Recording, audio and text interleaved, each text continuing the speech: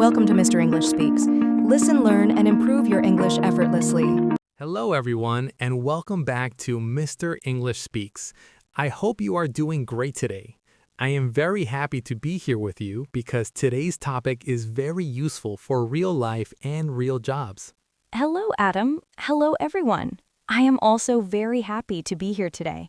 This topic is very important because many people use English at work every day, and sometimes it feels difficult or scary. Yes, Sarah, you are right. Many learners tell us, Adam, I can read English and I can understand English, but when I go to work, my mind stops. That is very common. It happens to many people. At work, people feel pressure. They want to speak correctly and they do not want to make mistakes. Exactly. But today, we want to help our listeners feel relaxed and confident. We will talk about simple English conversations at work. Yes, simple English is powerful. You do not need big or difficult words to sound professional at work. Before we start, let's say something important. If you like learning English with real conversations, please like this video and subscribe to Mr. English Speaks. Yes, and please comment below. Tell us where you work or what kind of job you have. We love reading your comments.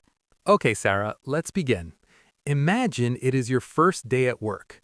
You walk into the office or the workplace.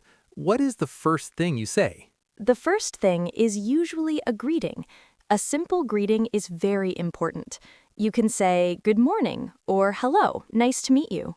Yes, and you can also add your name.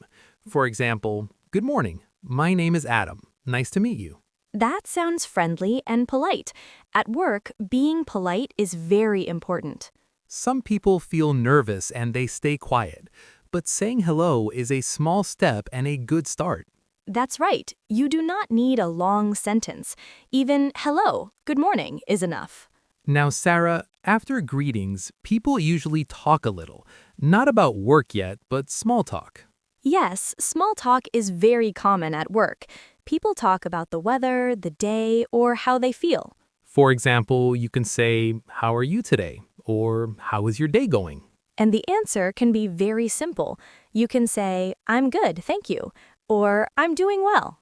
You can also add something small like, it's a busy day, or it's a good day. This kind of small talk helps you feel comfortable with your coworkers. Now, let's move to work conversations. At work, people often give instructions. Yes, instructions are very common. A boss or a manager may tell you what to do. For example, please finish this report today, or can you send this email? When someone gives you instructions, it is good to show you understand. You can say, okay, or sure, or I understand. If you are not sure, it is okay to ask questions. Yes, this is very important. Many learners are afraid to ask questions. But asking questions is better than making mistakes. You can say, sorry, can you repeat that? Or, can you explain it again, please? These are polite and professional sentences. Another useful sentence is, can you speak a little slower, please? That sentence helps a lot, especially if people speak fast. Now let's talk about meetings. Many people feel nervous in meetings. Yes, meetings can be stressful, especially in English. But again, simple English is enough. In meetings, people share ideas and opinions. A very easy way to share your opinion is to say, I think. For example, I think this plan is good, or I think we need more time. These sentences are simple but very useful. You do not need long explanations. Short and clear is better. What if you agree with someone in a meeting? You can say, I agree, or I agree with you. And if you do not agree? You can say, I see your point, but I think... That sounds polite and respectful. Yes, respect is very important at work. Now, Sarah, let's talk about asking for help. That is a great topic. Everyone needs help sometimes. But many learners feel shy to ask for help in English. They think it shows weakness, but it doesn't. Asking for help shows you care about your work. You can say, can you help me with this? Or, can you show me how to do this? These are very common sentences at work. Now let's talk about mistakes. Everyone makes mistakes. Yes, mistakes are normal, especially when learning English. If you make a mistake, you can say, "Sorry, that was my mistake." Or, I'm sorry, I will fix it. These sentences show responsibility, and people respect that. Now, let's share a small story for our listeners. Okay, I like stories. Imagine a man named John. It's his first job in the USA. He's nervous because his English is not perfect. On his first day, his manager talks very fast. John does not understand everything. But instead of staying quiet, John says, "Sorry, can you repeat that more slowly?" The manager smiles and repeats the instructions slowly. John feels relaxed. He understands his task and does a good job. This story shows that communication is more important than perfect English. Yes, confidence is key. Now, let's do a small practice with our listeners. Good idea. Everyone listening, repeat after me. Good morning. How are you today? I'm good, thank you. How about you? Can you help me with this, please? Sorry, can you repeat that? These sentences are very useful at work. Practice them every day.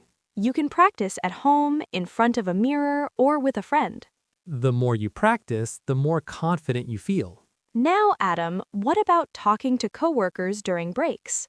That is also important. Break time is good for building relationships. You can talk about simple things like food or weekend plans. For example, what are you eating? Or what are you doing this weekend? These questions are friendly and easy, and listening is also important. Yes, listening helps you learn new words and expressions. Now let's talk about phone calls at work. Oh yes, phone calls are difficult for many learners. On the phone, you can't see the other person. But again, simple English helps. You can start with, "Hello, this is Adam speaking." And if you don't understand, say, "Sorry, can you say that again?" These sentences are very useful. Now, Adam, what is the most important tip for English at work? I think the most important tip is not to be afraid. I agree. Fear stops many learners. Making mistakes is part of learning. Yes, every mistake helps you improve. Now let's slowly wrap up today's conversation. Okay, let's remember what we talked about. We talked about greetings and small talk at work. We talked about asking questions and asking for help. We talked about meetings, opinions, and phone calls. We talked about confidence and not being afraid. English at work does not need to be perfect. It needs to be clear and honest. We hope this conversation helps you feel more confident at your job. Yes, and remember, you are learning every day. Thank you so much for listening to Mr. English Speaks. Please like this video, subscribe to the channel, and share it with a friend. And don't forget to comment below. Tell us about your job and your English experience. We love learning with you. See you next time. Bye-bye and take care.